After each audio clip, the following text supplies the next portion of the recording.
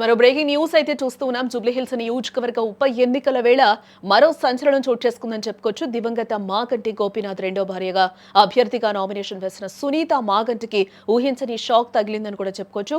మాగంటి గోపీనాథ్ మొదటి భార్య కొడుకు ప్రద్యుమ్న ఈ విషయంలోకి ప్రవేశించి సునీత మాగంటికి వ్యతిరేకంగా ఎన్నికల సంఘానికి సంచలన లేఖ రాయడం జరిగింది.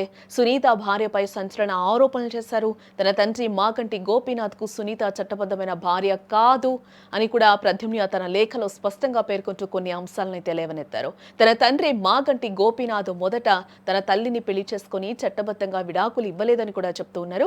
మొదటి భార్యకు విడాకులు ఇవ్వకుండానే సునీతతో లివ్ ఇన్ రిలేషన్షిప్ లోనే ఉన్నారని, తన తండ్రికి అసలైన వారసుని తానేనని కూడా అంటూ ఉన్నారు.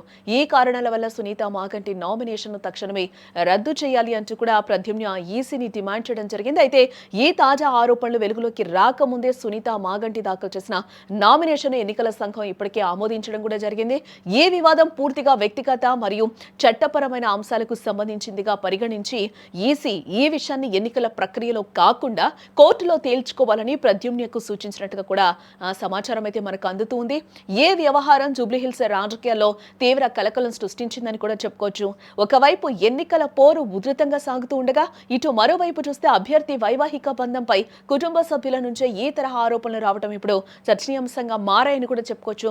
ఏ వివాదం రాబోయే రోజుల్లో ఏ మలుపు తిరుగుతుందో, సునీత మాగంటి తన నామినేషన్ కొనసాగించగలుగుతారా లేదా అనేది కూడా కోర్టు నిర్ణయంపై ఆధారపడి ఉంటుంది.